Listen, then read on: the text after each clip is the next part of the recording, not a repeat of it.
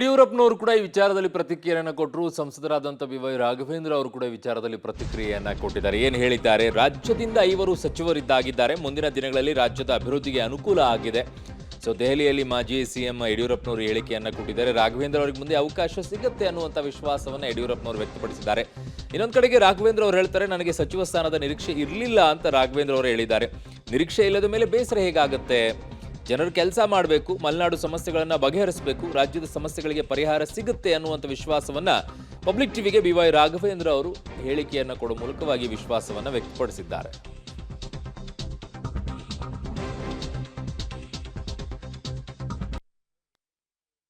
ರಾಜ್ಯದ ಡೆವಲಪ್ಮೆಂಟ್ಗೆ ಒಳ್ಳೆಯ ಅವಕಾಶ ಸಿಗಿದೆ. ಕರ್ನಾಟಕಕ್ಕೆ ಅವರೆಲ್ಲರನ್ನು ಉಪಯೋಗ ಮಾಡಿಕೊಂಡು ರಾಜ್ಯದ ಡೆವಲಪ್ಮೆಂಟ್ಗೆ ಅವರು ವಿಶೇಷ ಗಮನ ಕೊಡಬೇಕು ಅಂತ ವಿನಂತಿ ಮಾಡ್ತೇನೆ. ಎಲ್ಲರೂ ಬಂದು ಹೋಗಿದ್ದಾರೆ, ಮಾತಾಡಿದ್ದೇನೆ, ಭಾಳ ಸಂತೋಷ ಆಯಿತು. ಭಾಳ ಹೆಚ್ಚು ಜನಕ್ಕೆ ಅವಕಾಶ ನಮಗೆ ಸಿಕ್ಕಿದೆ.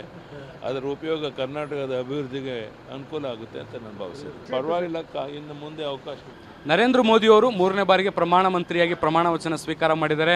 ಕರ್ನಾಟಕದಲ್ಲೂ ಕೂಡ 4 ಸಂಸದರಿಗೆ ಅವಕಾಶವನ್ನು ಮಾಡಿಕೊಡಲಾಗಿದೆ. ನಿರ್ಮಲಾ ಸೀತಾರಾಮನ್ ಸೇರಿ 5 ಜನರಿಗೆ ಅವಕಾಶವನ್ನು ಮಾಡಿಕೊಡಲಾಗಿರುವಂಥದ್ದು. ಈ ಬಗ್ಗೆ ಮಾತಾಡಲಿಕ್ಕೆ ನಮ್ಮ ಜೊತೆಗೆ ಸಂಸದರಾಗಿರುವಂಥ BY ರಾಘವೇಂದ್ರ ಅವರು ಇದ್ದಾರೆ. ಬನ್ನಿ ಮಾತಾಡ್ಸೋಣ. ಸರ್, ನರೇಂದ್ರ ಮೋದಿ ಅವರು ಹ್ಯಾಟ್ರಿಕ್ ಸಾಧನೆಯನ್ನು ಮಾಡಿದ್ದಾರೆ. ಪ್ರಮಾಣ ವಚನವನ್ನು ಕೂಡ ಸ್ವೀಕಾರ ಮಾಡಿದರು.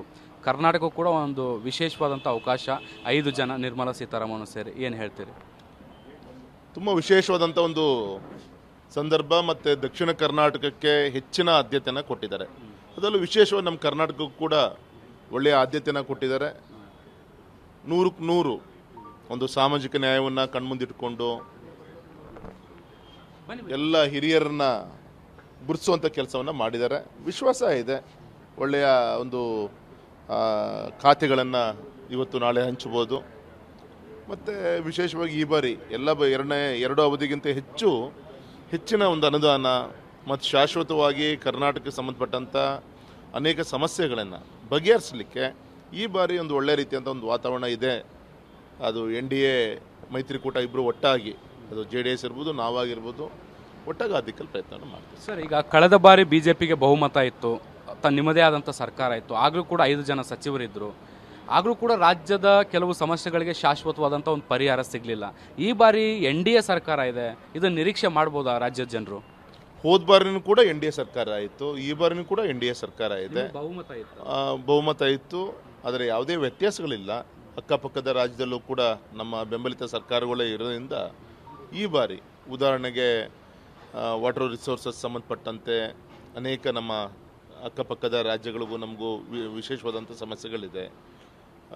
ನೀರು ಹಂಚಿಕೆ ವಿಚಾರದಲ್ಲಿ ಈ ರೀತಿ ಫಾರೆಸ್ಟ್ ರಿಲೇಟೆಡ್ ಇಶ್ಯೂಸ್ಗಳಿದೆ, ಕಸ್ತೂರಿ ರಂಗನ್ ವಿಚಾರಗಳಿದೆ. ಈ ರೀತಿ ಎಲ್ಲ ವಿಚಾರಗಳು ಕೂಡ ನೆಮ್ಮದಿಯಿಂದ ಸಾರ್ವಜನಿಕ ಬದುಕಬೇಕು. SR-ನೋ ಸುಮ್ಮನೆ ಡ್ರ್ಯಾಗ್ ಮಾಡ್ಕೊತ ಸಬ್ಜೆಕ್ಟ್ ವಿಚಾರಗಳನ್ನು ಪಾಪ ನೆಮ್ಮದಿಯನ್ನು ಕೆಡಿಸ್ಕೊಂಡು ಮತದಾರ ಮನಸ್ಸನ್ನು ಕೆಡಿಸ್ಕೊಂಡು ಜೀವನವನ್ನು ಹಾಳಾಗಬಾರ್ದು. ಅದಕ್ಕೆ ಏನು ಬೇಕು ಆ ದಿಕ್ಕಲ್ಲಿ ಒಟ್ಟಾಗಿ, ಏಕೆಂದರೆ ಇವತ್ತು 19 ಜನ ನಮ್ಮ NDA ಒಕ್ಕೂಟದ ಲೋಕಸಭಾ ಸದಸ್ಯರಿದ್ದೀವಿ, 5 ಜನ ಮಂತ್ರಿಗಳಿದ್ದಾರೆ.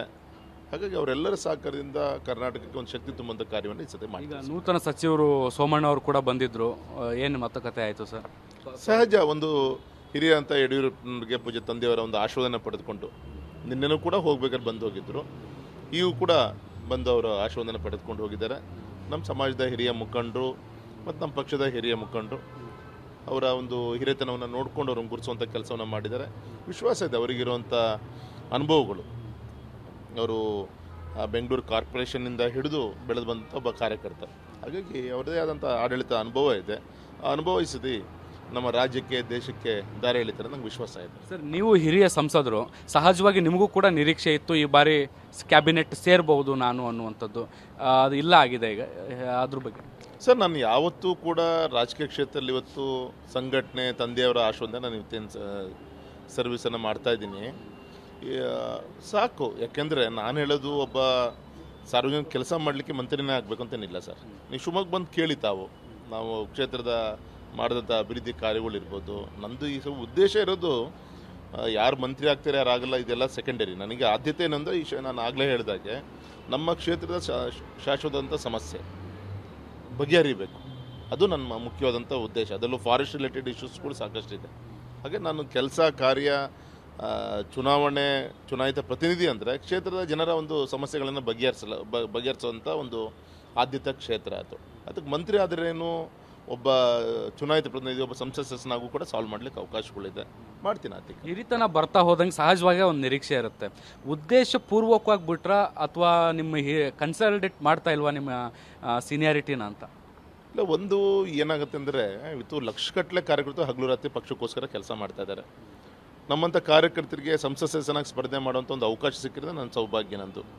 ಹಾಗಾಗಿ ಎಷ್ಟೋ ಜನ ಯಾವುದೇ ಅಪೇಕ್ಷೆ ಇಲ್ಲದಂಗೆ ಜೀವನ ಪರ್ಯಂತ ಕೆಲಸ ಮಾಡ್ತಾ ಕಾರ್ಯಕರ್ತರು ತುಂಬ ದೂರದಿಂದ ನೋಡಿ ಸಂತೋಷ ಪಡ್ತಾ ಇದ್ದಾರೆ. ಹಾಗಾಗಿ ನನಗೆ ಆ ತೃಪ್ತಿ ಇದೆ ಸರ್. ಮತ್ತು ವಿಶೇಷವಾಗಿ ನಮ್ಮ ಕೇಂದ್ರ ಸರ್ಕಾರಕ್ಕೆ ಇವತ್ತು NDA ಅನೇಕ ಅಂಗಪಕ್ಷಗಳನ್ನು ಸಹಕಾರವನ್ನು ಪಡೆದುಕೊಂಡು ಸರ್ಕಾರ ರಚನೆ ಮಾಡುವಂಥ ಒಂದು ಪರಿಸ್ಥಿತಿ ಇದ್ದಾಗ ನಾವು ಕುಟುಂಬದ ಸದಸ್ಯರಾಗಿ ನಾವು ಅದನ್ನು ಅರ್ಥ ಮಾಡ್ಕೊಳ್ಳದೆ ನಾವು ನಿರೀಕ್ಷೆ ಮಾಡೋದು ತಪ್ಪು ಅಂತ ನನಗೆ ಯಾವುದೇ ಬೇಸರ ಏನೂ ಇಲ್ಲ ನಿಮಗೆ? ನಥಿಂಗ್. ನನಗೆ ನಾನು ನಿರೀಕ್ಷೆ ಇಟ್ಕೊಂಡ್ರೆ ಬೇಸರ ಬರುತ್ತೆ. ನಾನು ನಿರೀಕ್ಷೆನೇ ಇಟ್ಕೊಳಕ್ಕೆ ಹೋಗಿಲ್ಲ. ಹಾಗೆ ನನಗೆ ತೃಪ್ತಿ ಇದೆ ಸರ್. ನನಗೆ ಥ್ಯಾಂಕ್ ಯು. ಇದಿಷ್ಟು BY ರಾಘವೇಂದ್ರ ಅವ್ರ ಮಾತು. ಕ್ಯಾಮ್ರಾ ಪರ್ಸನ್ ಜಿತೇಂದ್ರ ಕುಮಾರ್ ಜೊತೆ ಶಬ್ಬೀರ್ ನಿಡಗುಂದಿ, ಪಬ್ಲಿಕ್ TV, ನವದೆಹಲಿ.